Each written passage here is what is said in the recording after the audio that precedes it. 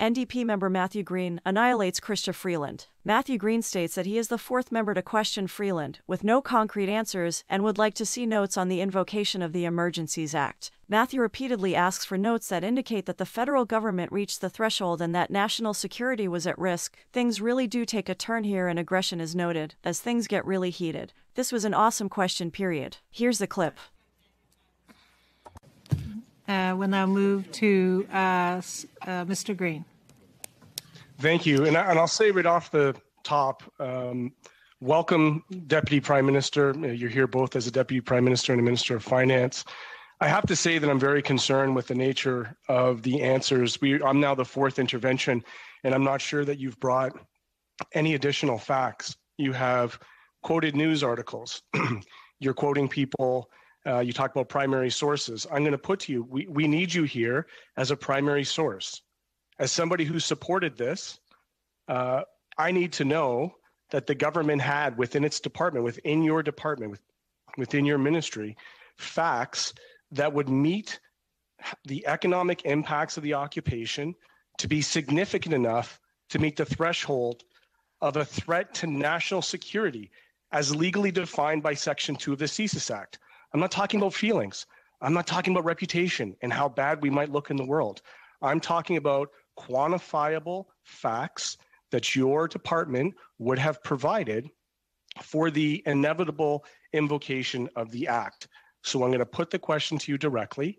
What were the economic impacts of the occupation, and were they significant enough to meet the threshold of a threat to national security under Section 2 of the CSIS Act?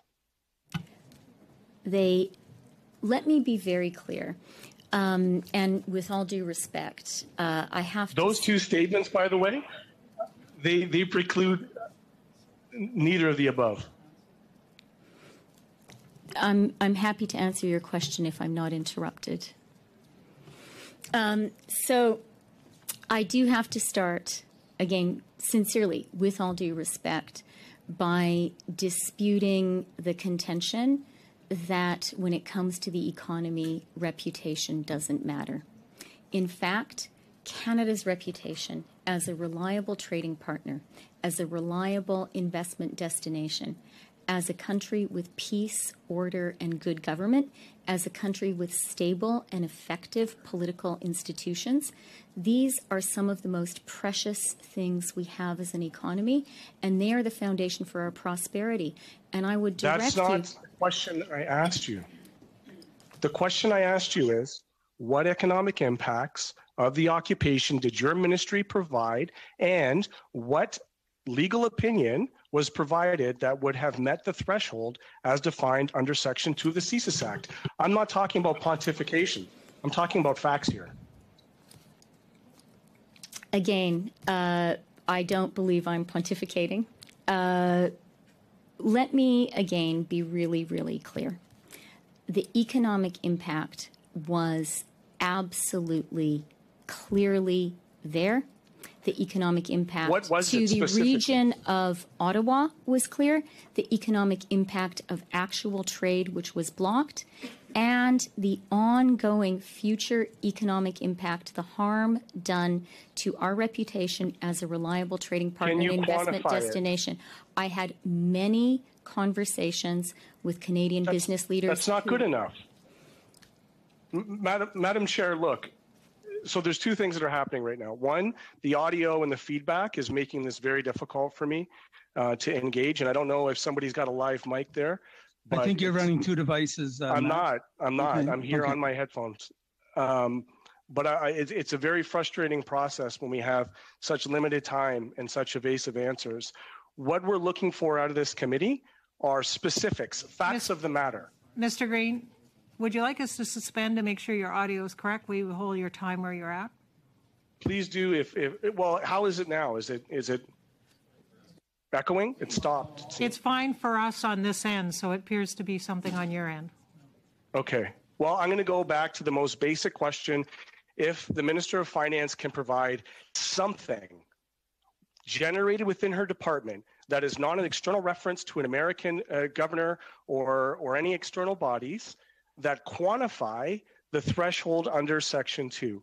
that goes beyond reputation. I'm talking about real economic impacts that are quantifiable, that her ministry, I would hope, would have generated in some kind of report, some kind of briefing, and if so, would she please provide it to this committee today?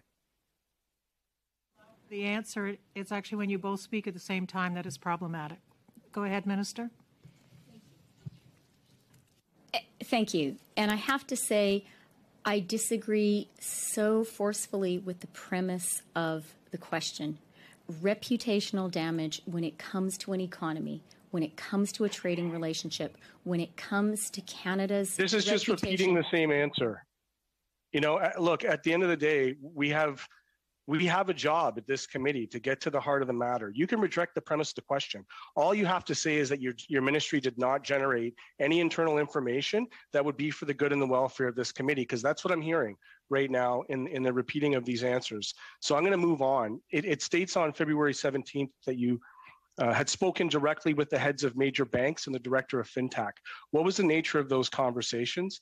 And did banks and FinTech express either support or opposition to any of the temporary measures in the order? Time is up. Mr. Fortin, may I ask you to take the chair?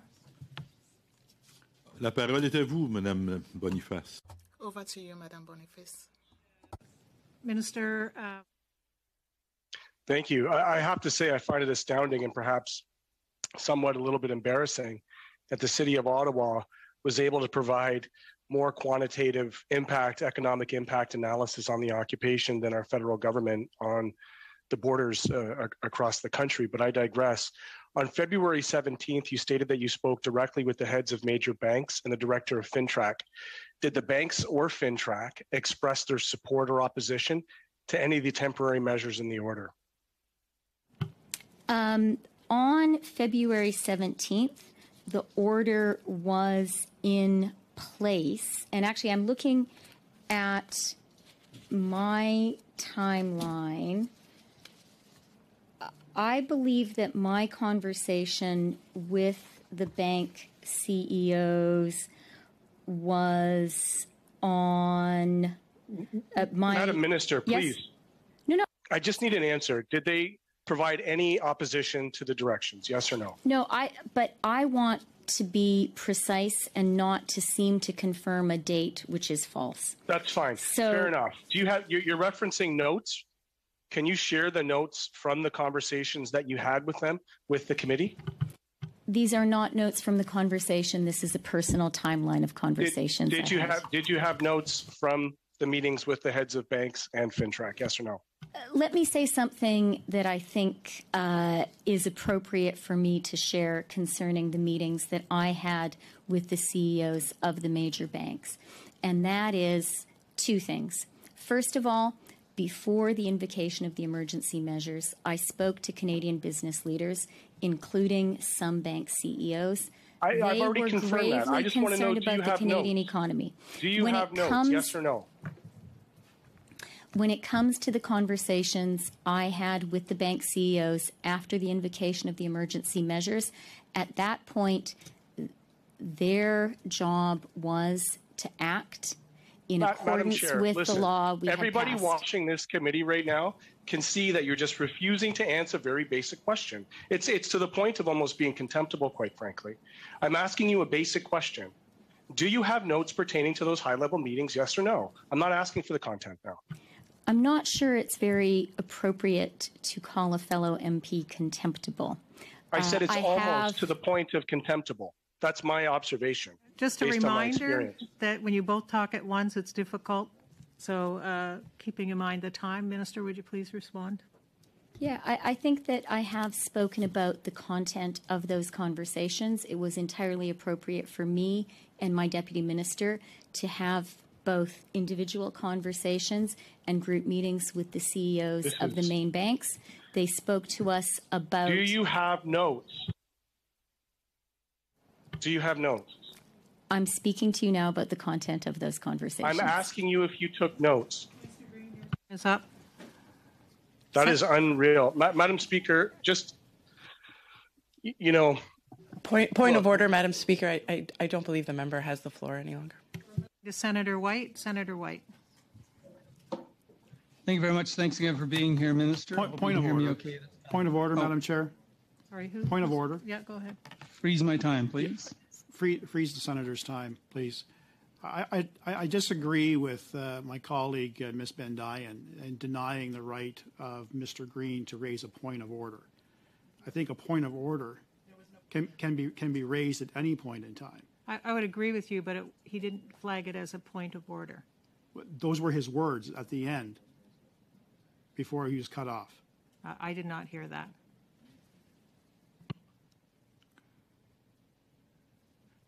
Mr. Green, did you want to go ahead? I did not hear. No. At this point, you know what?